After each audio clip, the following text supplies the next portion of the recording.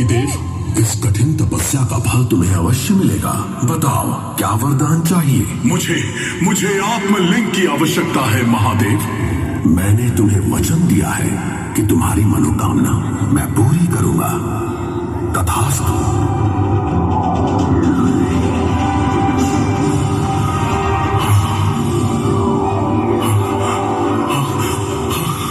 ये आत्मलिंग तुम्हें यहां से अपने साथ पैदल लेकर जाना होगा रावण। क्या?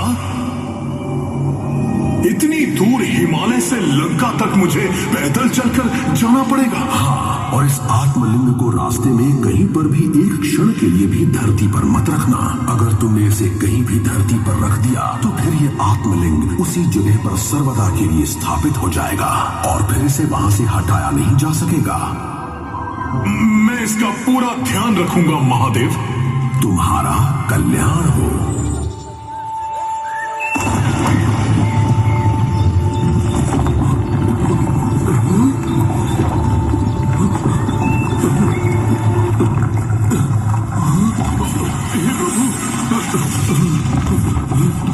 ये क्या हो रहा है? ये क्या? ये कैसा संकेत है? नारायण नारायण, लंकेश्वर रावण ने महादेव की कठिन तपस्या करके उनसे आत्मलिंग प्राप्त कर लिया है। क्या? इसके पश्चात तो वो अजय हो जाएगा। स्वर्गलोक, नरकलोक, पाताल लोक सभी पर रावण राज करेंगे। नारायण नारायण। किंतु इस समस्या का कोई तो निवारण होगा। जो कुछ भी करना है वो रावण के लंका पहुंचने से पहले ही करना पड़ेगा। पर कैसे? कौन इस समस्या का निवारण करेगा? सारे विघ्न का नाश तो केवल हमारे विघ्नहर्ता ही कर सकते हैं। नारायण नारायण। समझ गया।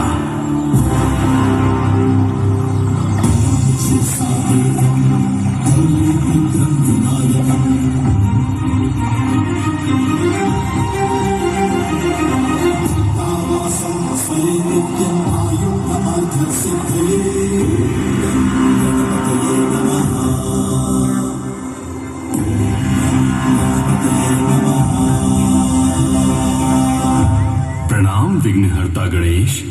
प्रणाम देवराज। रावण आत्मलिंग लेकर लंका लौट रहा है और वो इस अपरंपार शक्ति से इस पृथ्वी का विनाश कर देगा। पर उसे रोकना ये तो कठिन काम है। आप जाइए देवराज, मैं देखता हूं कि मैं क्या कर सकता हूं।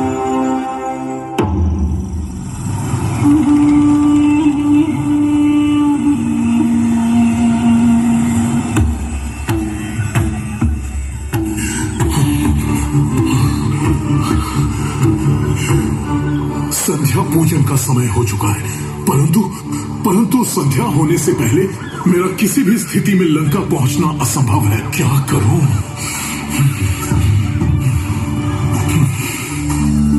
आप क्या कुछ ढूंढ रहे हैं? आप कुछ ढूंढ रहे हैं? भगवान ने ही तुम्हें मेरे पास भेजा है। तुम जरा इसे पकड़ो। क्या? ये तो बहुत भारी लगता है। आप इसे धरती पर रख दीजिए। ऐसा कर पाता तो तुम्हें क्यों बोलता?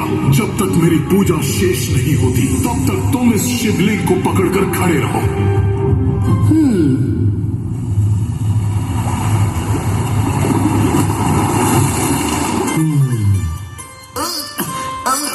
ये तो बहुत भारी है।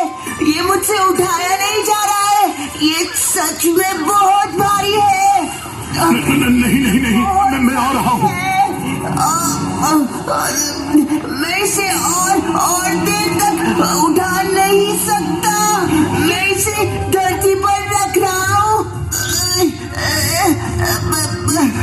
नहीं, नीचे मत रखना, धरती पर मत रखना। रुक जाओ बालक, ऐसा मत करो।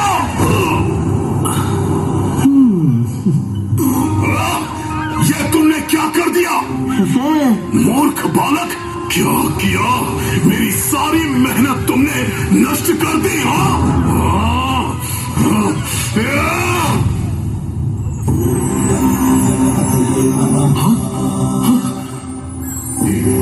ये क्या? आप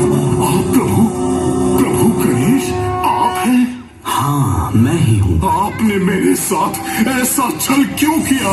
भगवान शिव की शक्ति पृथ्वी के समस्त जीवों के कल्याण के लिए है और तुमने उसका उपयोग स्वयं के स्वार्थ के लिए किया। क्या कहा प्रभु? स्वयं के स्वार्थ के लिए? मैं अपराजित होना चाहता हूँ प्रभु। अमर होना, अपराजित होना, ये सभी चीजें मनुष्य के लिए नहीं है रावण। तुम देवाधिदेव महादेव के भक्त हो। युद्ध में अपराजित होने की लालसा त्याग कर खुद की कामना, वासना और घमंड पर विजय पाने का प्रयत्न करो रावण। आपकी बात मेरे समझ में आ गई है प्रभु।